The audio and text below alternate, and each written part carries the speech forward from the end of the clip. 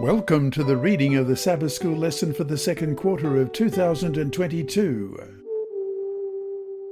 Welcome to Lesson 4 from the series on Genesis. It's titled The Flood, ready for teaching on April 23, and my name is Percy Harrold. Thursday, April 21, The Covenant, Part 2. Read Genesis chapter 8, verse 21 to chapter 9, verse 1. What is the significance of God's commitment to the preservation of life? How does God's blessing fulfill that commitment? Genesis 8, beginning at verse 21. And the Lord smelled a soothing aroma. Then the Lord said in his heart, I will never again curse the ground for man's sake, although the imagination of man's heart is evil from his youth, nor will I again destroy every living thing as I have done. While the earth remains, seedtime and harvest, cold and heat, winter and summer, and day and night shall not cease. So God blessed Noah and his sons, and said to them, Be fruitful and multiply, and fill the earth. God's commitment to preserve life was an act of grace. It was not a result of human merits. God decided to preserve life on earth in spite of human evil, as we read there in Genesis 8:21. Genesis 8:22 reads literally, all the days of the earth. That is, for as long as this present earth remains, the seasons will come and go and life will be sustained.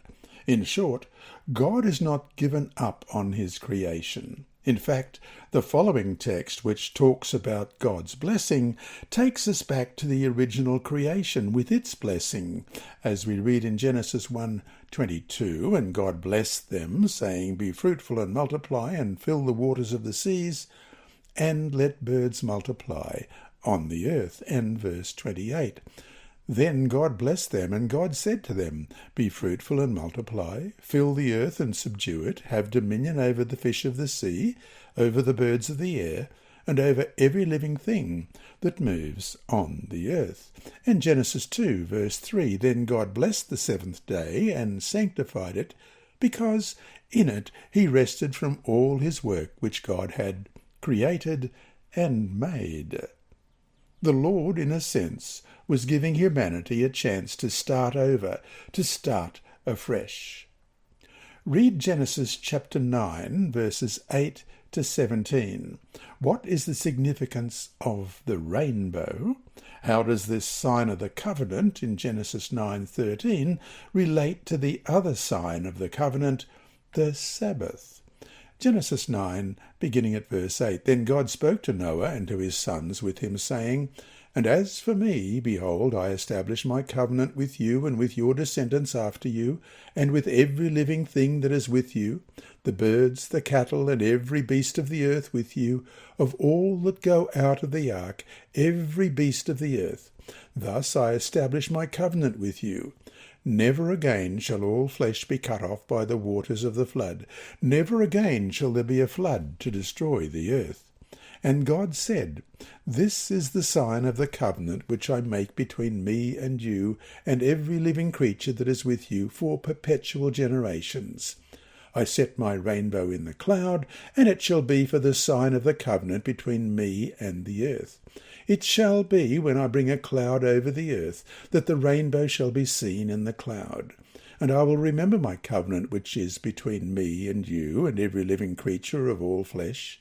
The waters shall never again become a flood to destroy all flesh. The rainbow shall be in the cloud, and I will look on it to remember the everlasting covenant between God and every living creature of all flesh that is on the earth. And God said to Noah, This is the sign of the covenant which I have established between me and all flesh that is on the earth. The phrase establish and covenant is repeated 3 times in Genesis 9, verse 9, 11, and 17, marking the climax and fulfillment of God's initial promise in Genesis 6:18. But I will establish my covenant with you, and you shall go into the ark, you and your sons, your wife, and your sons' wives with you. Following the preceding section, which parallels the 6th day of creation account, This section parallels the section covering the seventh day of creation account, the Sabbath. Inside the text, the repetition 7 times of the word covenant resonates with the Sabbath. Like the Sabbath, the rainbow is the sign of the covenant, as we read in Genesis 9, 13, 14 and 16. Let's have a look at that.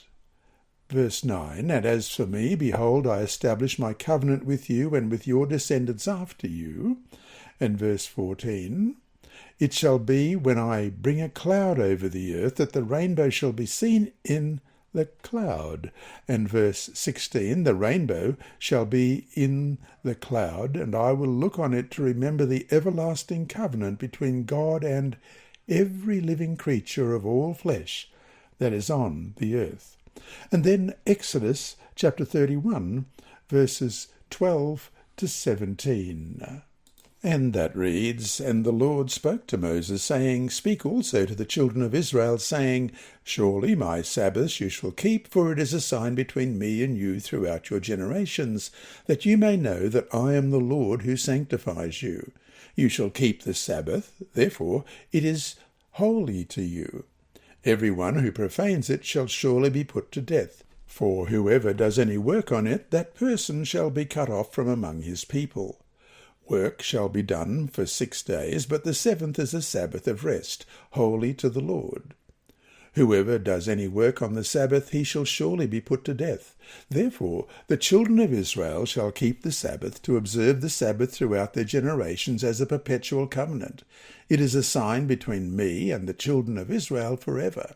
For in 6 days the Lord made the heavens and the earth, and on the 7th day he rested and was refreshed." Also, like the Sabbath, the rainbow has a universal scope. It applies to the whole world. Just as the Sabbath as a sign of creation is for everyone, everywhere, the promise that no other worldwide flood will come is for everyone, everywhere as well. And so to finish today, next time you see a rainbow, think about all of God's promises to us. Why can we trust those promises, and how does the rainbow show us that we can trust them? This lesson was read by Dr. Percy Harrold for Christian Services for the Blind. Sponsored by the Sabbath School Department and distributed through Hope Channel Australia, this podcast is also redistributed by Hope Channel Germany, Christian Record Services for the Blind, and It Is Written. It is also available on SoundCloud and through multiple podcast distributors, including Apple iTunes. Remember, God is always faithful.